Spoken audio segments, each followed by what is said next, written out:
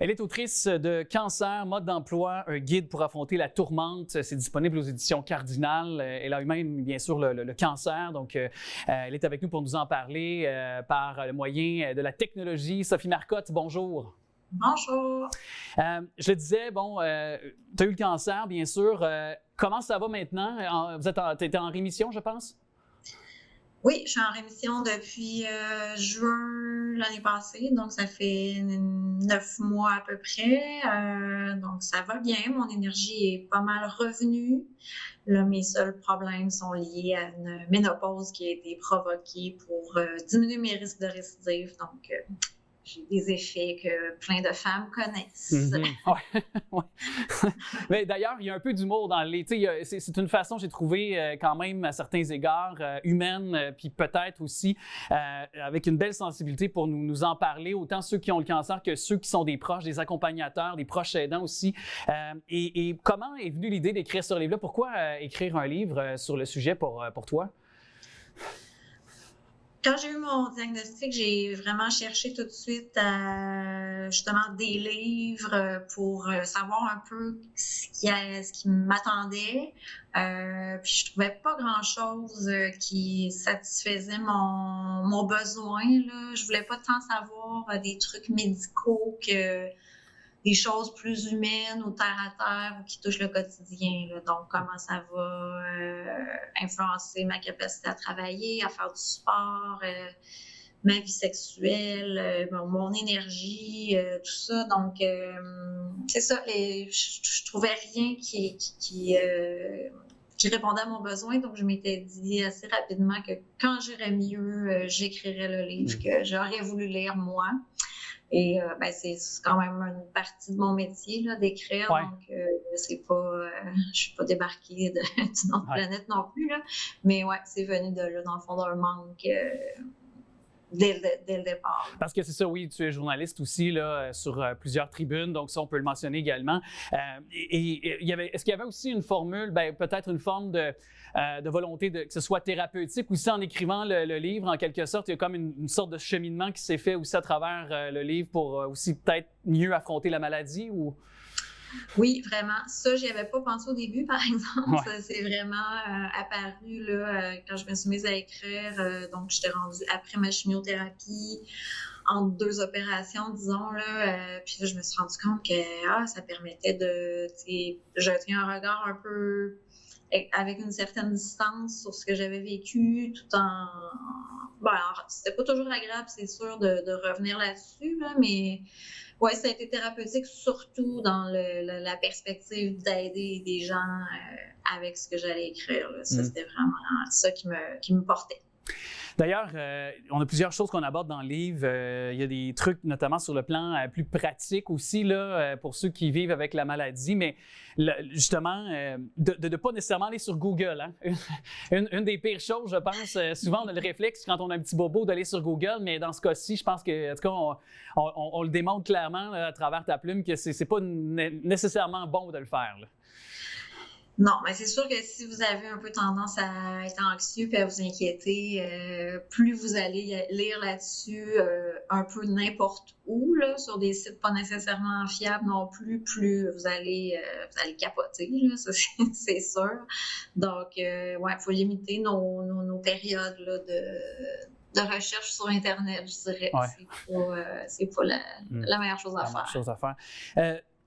Comment on annonce à sa famille qu'on a le cancer?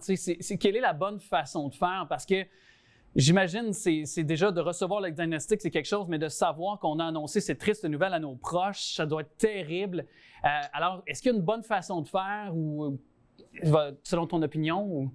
Une bonne façon, je le sais pas. Moi, ce que je proposais dans le livre, c'était d'y aller en mettant une introduction un petit peu détaillée, comme je me sentais pas bien récemment, j'ai passé des tests, et là j'ai eu les résultats, puis j'ai une mauvaise nouvelle. On prépare un peu le terrain, là, sans dire tout d'un coup, bang, salut, j'ai le cancer, là. Ouais. Parce que les proches, la plupart des gens le savent, pour avoir eu un proche qui a eu un cancer, c'est quand même une nouvelle très inquiétante, alarmante. On est triste.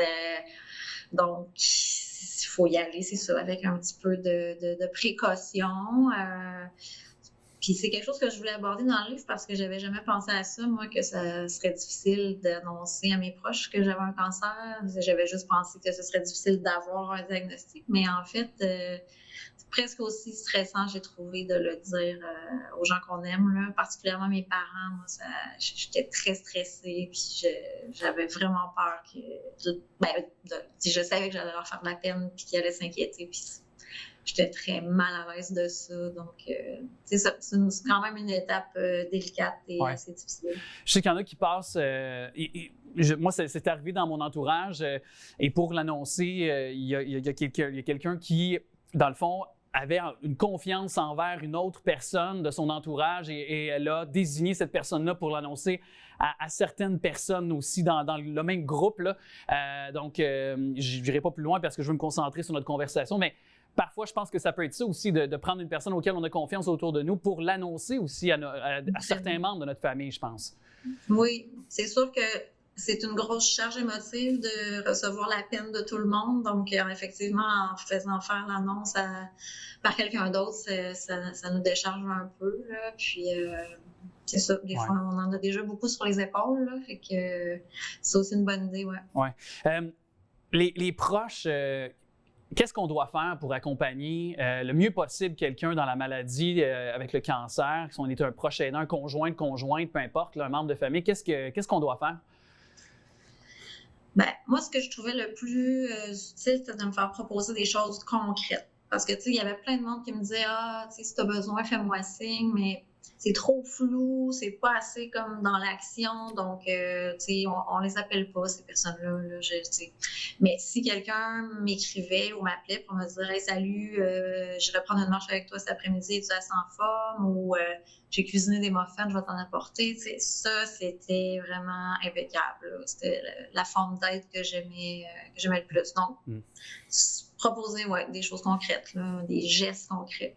Puis on remarque d'ailleurs ton conjoint qui t'a accompagné, ça, c'est d'avoir des proches aidants, des gens comme ton conjoint. Est-ce qu'on peut dire que ça fait la différence dans notre...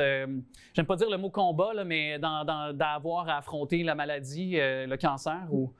C'est sûr que oui, c'est sûr. J'y ai souvent pensé, moi, pendant mes traitements, là, à quel point j'étais chanceuse d'avoir plein de gens pour me soutenir, puis comment ça devait être difficile pour les personnes seules. C'est juste de discuter puis de dire hey, j'ai peur, ou des fois je m'imagine telle chose, ou juste de pouvoir parler puis de savoir qu'on a quelqu'un sur qui compter, c'est vraiment, vraiment précieux. Ça m'a beaucoup touché. Beaucoup aussi, je pense, les gens qui sont autour de nous, parce qu'on le dit, les statistiques sont assez évocatrices là, concernant le cancer. Alors, Sophie Marcotte, merci beaucoup de nous avoir parlé. Vraiment un livre nécessaire. Je pense que c'est le meilleur ouvrage qui a été fait sur la question. Alors, tous les gens qui sont peut-être curieux suite à notre conversation, tous les liens sont au bas de l'écran au moment de se parler. Merci beaucoup. Puis, évidemment, on te souhaite la santé et que de la santé pour la suite. Merci beaucoup. À tout le monde aussi.